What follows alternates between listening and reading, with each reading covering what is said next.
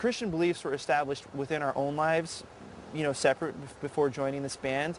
But at the same time, like what you are and who you are is always going to shine through what you do. They're just a band that has like a good concept of self and who they are and what they are and how they want to present themselves. And for them, that's what it's about. You know, it's very unfortunate when people won't listen to our music, and I know what kind of music they're into. I know they're into metal and metal very similar to ours, and they won't even really give it a shot because they heard that we're Christians. It's a big part of who they are, but on the other hand, it's not that big a deal. I think a lot of time, like, the press just focuses on, like, the surprise of, like, a Christian metal band. Like, it sounds so far-fetched. There's just a lack of creativity when they're doing an interview or an article on the band, and all they can write about is, oh, well, this band is full of Christians. They're a Christian band. When, in fact, they should be focusing on the music and what we are creating. Before an album comes out, you send out these early promo copies to the big magazines and stuff.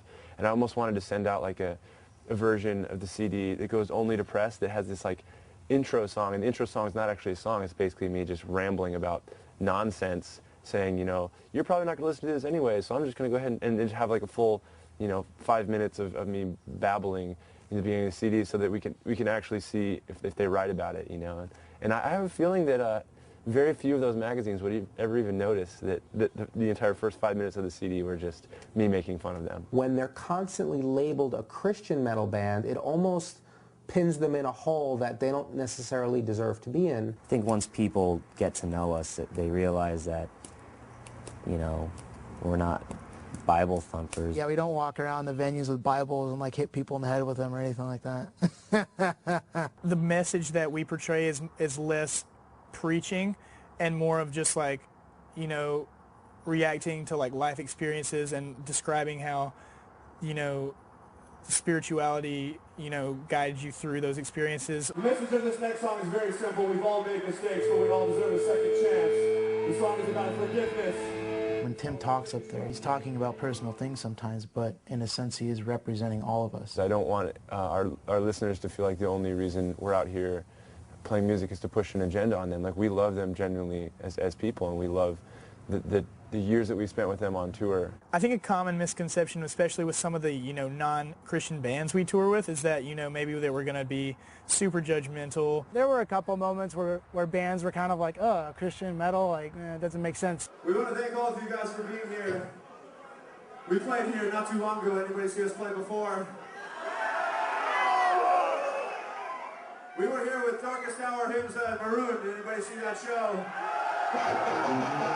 Some of our closest friends in the band Hymns told us after touring with us for a couple weeks that, you know, we never wanted to tour with the Christian band because we always, you know, thought of Christians in this one way, and you guys have shown us that not all Christians are the same, and the fact that we changed their perspective, you know, really meant so much to us. We've become, you know, great friends, and obviously they clearly still believe what they do. We have so much in common. Like, why ignore that?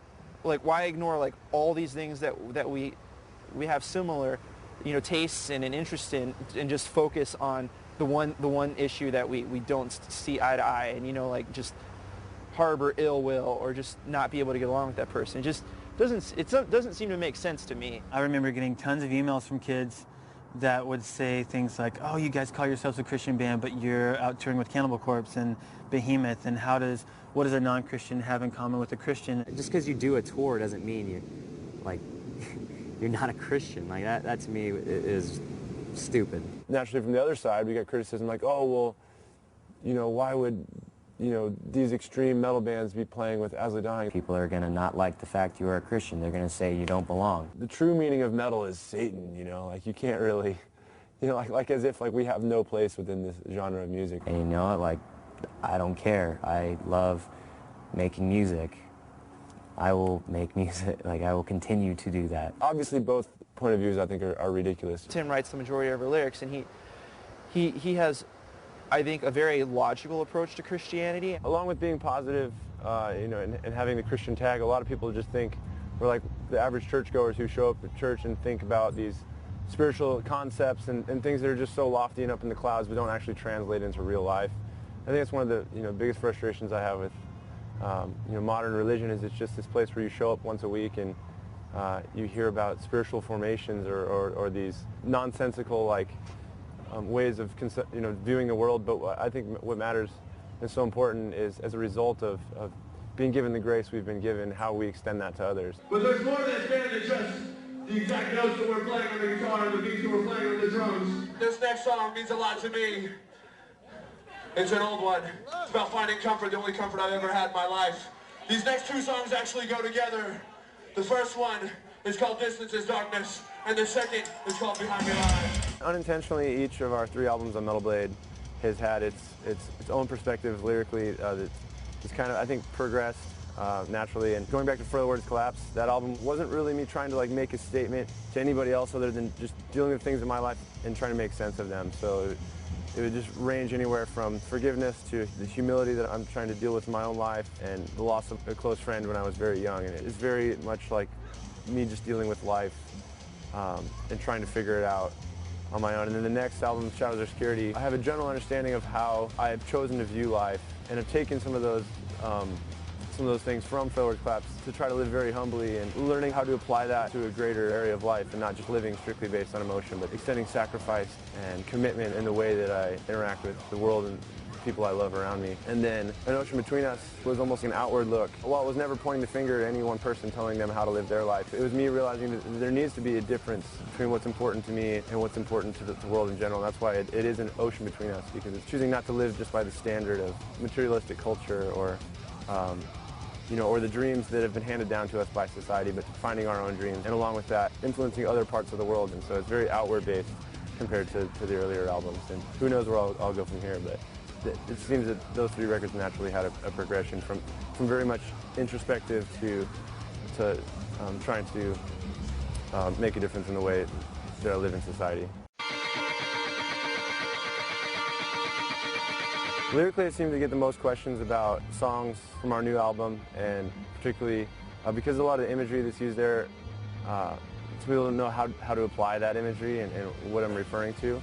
So the most questioned songs would be Forsaken, and that song is actually about the oppressed and marginalized people in the world that we so easily turn our backs on and so easily forget about. And particularly, I had in mind so many of the orphans that are around the world that people see almost as less important than their own children because they're not tied to them by blood. And so that's what Forsaken is about.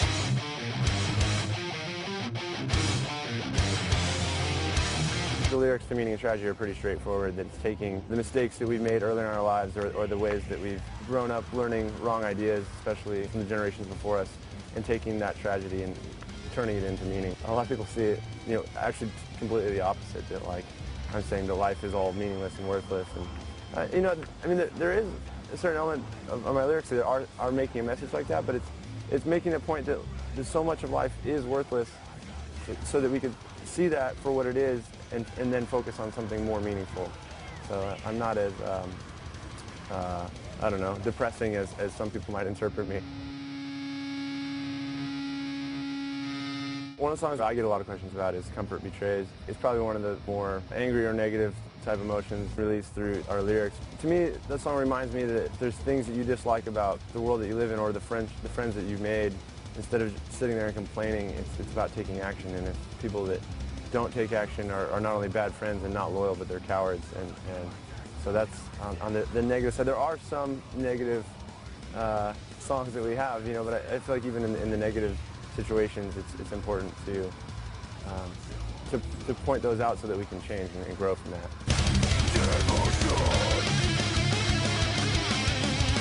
There's a lot of our songs that can come across very hopeless. Empty Hearts, for instance, points out the hopelessness of the foundations we build in life, like these meaningless friendships that we make and this quest for success. And to me, success has nothing to do with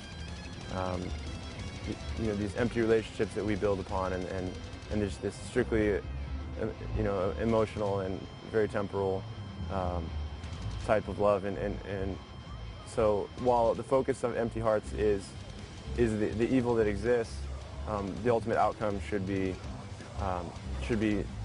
commitment and sacrifice, and these much greater ways of building up our hearts.